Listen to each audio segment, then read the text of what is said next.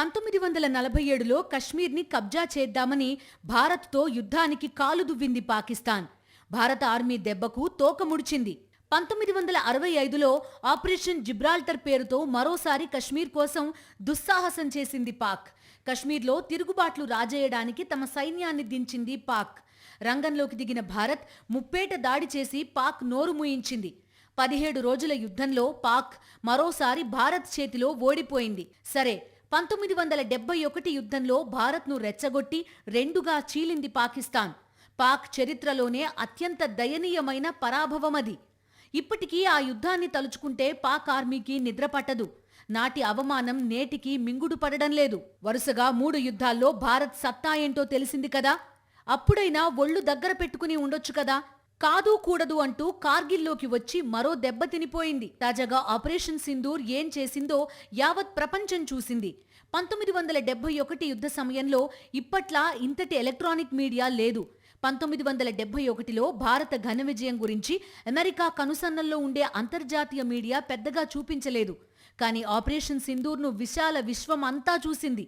పాక్ గడ్డపై పాక్ పెంచి పోషించిన ఉగ్రస్థావరాలను భారత ఆర్మీ ఎలా నేలమట్టం చేసిందో అందరూ చూశారు. ఆ తర్వాత ప్రతీకారానికి పోయిన పాకిస్తాన్ డ్రోన్లు, రాకెట్లు, మిసైళ్లతో దాడి చేస్తే ఒక్క ఆయుధం కూడా భారత్లో తమ లక్ష్యాన్ని చేరలేకపోయిన వైనాన్ని ప్రపంచం చూసింది. ఒక పక్క పాక్ అస్త్రాలను తిప్పికొడుతూనే పాక్ ఎయిర్ బేస్లు, సైనిక స్థావరాలను భారత డ్రోన్లు, మిసైళ్లు ఎలా ధ్వంసం చేశాయో కూడా అందరూ చూశారు. భారత్ దూకుడును తట్టుకోలేకనే పాకిస్తాన్ కాల్పుల విరమణకు ఒప్పుకోండంటూ భారత ఆర్మీని బతిమాలుకుని కాళ్లావేళ్లా పడిన సంగతి తెలిసిందే.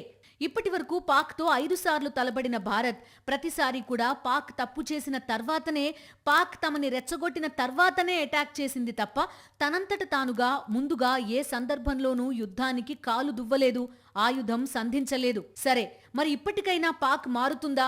గత తప్పిదాల నుంచి పాఠాలు నేర్చుకుంటుందా?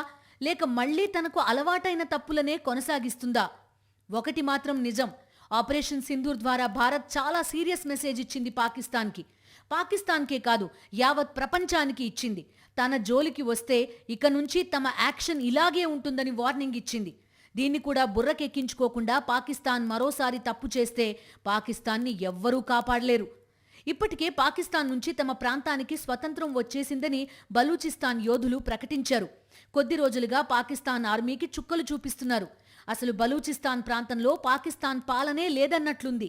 పాక్ భూభాగంలో దాదాపు సగం ఉండే బలూచిస్తాన్ పాకిస్తాన్ నుండి విడిపోవడానికి సిద్ధంగా ఉంది. ఐక్యరాజ్య సమితికి లేఖ రాసి తమని స్వతంత్ర దేశంగా గుర్తించాలని కోరింది. భారత ప్రభుత్వం తమకు అండగా ఉండాలని ప్రాధేయపడుతోంది.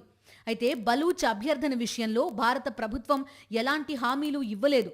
అసలు ఆ దిశగా ఆలోచనలే చేయడం లేదు. పాకిస్తాన్ను దారిలో పెట్టడమే లక్ష్యంగా భారత్ పావులు కదుపుతోంది.